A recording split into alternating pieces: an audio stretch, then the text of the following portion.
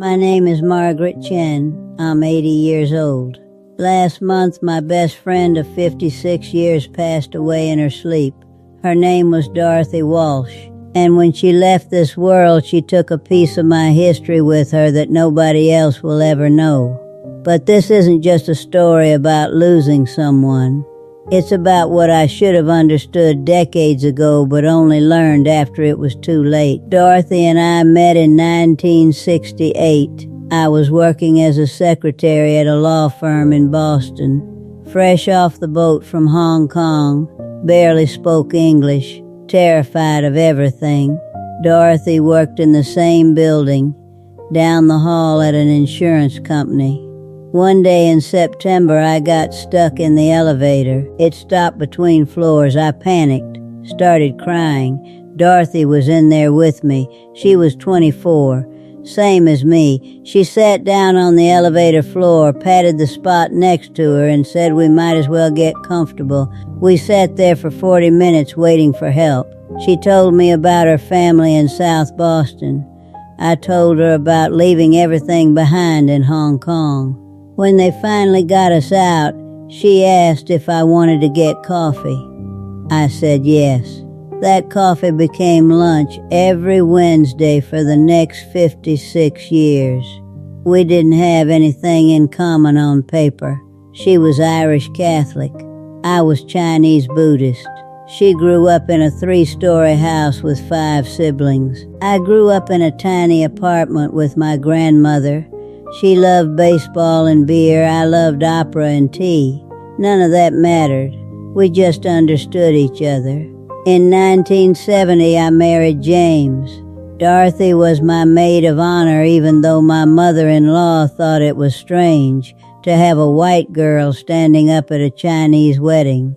Dorothy didn't care what anyone thought. She wore the dress I picked and smiled in every photo. In 1972, Dorothy married Kevin. I was her maid of honor. Her mother kept pronouncing my name wrong, but Dorothy corrected her every single time. Our husbands got along fine. Not best friends, but they tolerated each other for our sake. Every month, the 4 of us would have dinner, usually at our place because Dorothy couldn't cook to save her life. James would make dumplings. Kevin would bring wine. We'd sit around our kitchen table until midnight just talking about work, about politics, about nothing and everything. Those dinners were the highlight of my month. In 1976, I had my first son. Dorothy came to the hospital the day he was born, brought a tiny Red Sox jersey even though she knew James hated the Red Sox. She said every baby needed to start life with good taste. 3 years later, Dorothy had her daughter. I brought a traditional Chinese baby outfit, red silk with gold embroidery. Dorothy cried when she opened it, said it was the most beautiful thing she'd ever seen. Our kids grew up together. Play dates and birthday parties and school events. Dorothy's daughter Marie and my son David were in the same grade. They were friends because we were friends. That's how it worked. When you've known someone that long, your lives just weave together naturally. In 1987, my mother died back in Hong Kong. I couldn't afford to fly there for the funeral. I was devastated. Dorothy came over every single day for 2 weeks. She'd bring groceries, help with the kids, just sit with me while I cried. She didn't try to fix it. She just let me grieve. That's the thing about real friendship. You don't need solutions. You just need someone who'll sit in the pain with you. In 1993, Kevin lost his job. He'd been working at the same factory for 20 years and they closed it down overnight. Dorothy was terrified they'd lose their house.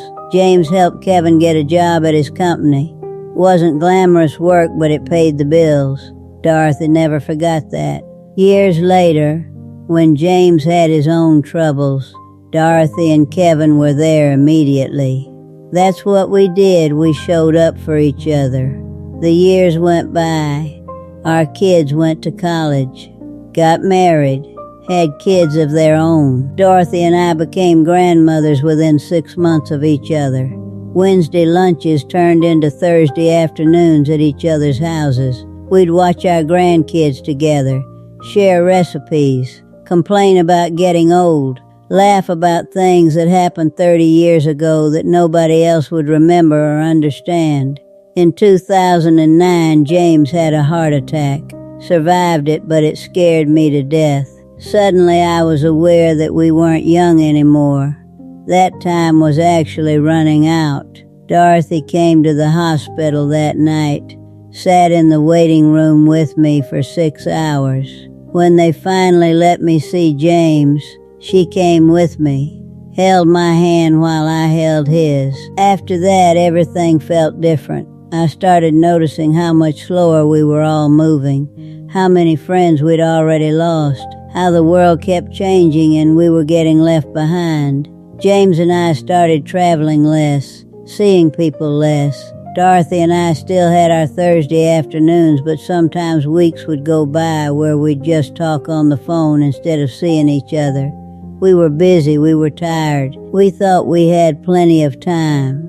In 2015, Kevin died. Stroke. Happened so fast, Dorothy didn't even get to say goodbye. I went to her house the minute I heard. Found her sitting in their living room staring at his empty chair. I sat down on the couch and we stayed there in silence for hours. What was there to say?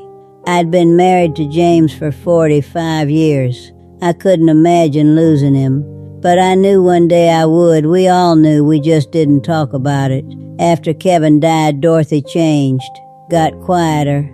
Stopped wanting to go out much. She'd still come over on Thursdays, but she wasn't the same person anymore. I tried to help, but I didn't know how. You can't fix grief. You just have to let it run its course. So I showed up every Thursday. Sometimes we'd talk, sometimes we'd just sit. Either way, I was there. James died 3 years ago. Kidney failure. Long and painful. Dorothy was at the hospital every single day. Brought me food, made sure I ate, made sure I slept. After he died, she helped me sort through 50 years of marriage packed into boxes and closets and drawers. She never once complained. Never once said she was tired or busy. She just showed up. Last year, Dorothy started having trouble breathing. Doctors said her lungs were failing. Cop D from smoking when she was younger. She'd quit 30 years ago, but the damage was done. She started needing oxygen. Had to use a wheelchair. Couldn't come to my house anymore, so I started going to hers. Thursday afternoons at her place instead of mine. Same routine. Different location. 2 months ago, Dorothy told me she was tired. Not just physically tired, tired of fighting, tired of doctors and medications and struggling to breathe. She said she was ready whenever it was time. I told her not to talk like that. She just smiled and said we both knew how this ended. I wanted to argue, but she was right. We were 80 years old. We'd both lost our husbands. Most of our friends were gone. We were living on borrowed time. Last month, Dorothy's daughter called me at 6 in the morning. Said her mother had died peacefully in her sleep. I got dressed and went over there immediately. Dorothy looked peaceful, like she was finally resting. I held her hand even though it was already cold. Told her I'd miss her, told her thank you for 56 years. Told her I was sorry for all the times I should have called but didn't, for all the times I was too tired or too busy, for taking her for granted. Here's what losing Dorothy taught me. Friendship is the most valuable thing you'll ever have. Not money, not career success, not even family in some ways, because family is obligated to love you. Friends choose to love you. And that choice, sustained over decades, is sacred. Dorothy chose me. Every day for 56 years, she chose our friendship. She showed up. She cared. She remembered, and I took it for granted because I thought she'd always be there. Now she's gone, and I'm still here. I wake up every Thursday and for a moment I forget. I think about what I'll bring to Dorothy's house. Then I remember, and I sit in my house alone, wondering why I'm still here and she's not, wondering what I'm supposed to do with all these memories that only the two of us shared, wondering who's going to remember those Wednesday lunches in 1968.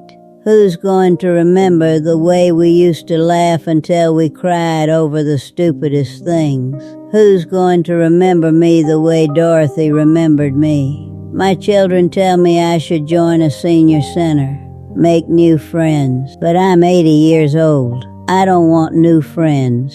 I want my friend, the one who knew me when I was 24 and terrified and couldn't speak English properly. The one who stood beside me through marriages and children and deaths and 56 years of life. You don't replace that. You just carry the loss of it. So if you're listening to this and you have a friend, a real friend, someone who's been there through everything, call them today. Don't wait until you have time. Don't wait until you feel like it. Make the time. Because one day one of you won't be here anymore. And you'll wish you'd made more effort. You'll wish you'd said thank you more often. You'll wish you'd shown up more consistently. Don't wait until it's too late. Dorothy taught me what real friendship looks like. It's not about having fun together, though we did. It's not about having things in common, though sometimes we did. It's about showing up, consistently, through the boring everyday moments and through the devastating life-changing moments. It's about being there even when it's inconvenient, even when you're tired, even when you have nothing to say, just being there. I miss Dorothy every single day. I miss Thursday afternoons. I miss her laugh. I miss the way she'd tell me when I was being ridiculous. I miss just knowing she was there. But I'm grateful for 56 years. Grateful for every lunch and every phone call and every moment we shared. Grateful that she chose me. If this story means something to you, reach out to someone today. Don't put it off. Life is shorter than you think. And the people who really know you, who really see you, are rarer than you realize. Hold on to them. Show up for them. Let them know they matter. Because one day they'll be gone, and all you'll have left are memories and regrets. Don't let the regrets outnumber the memories.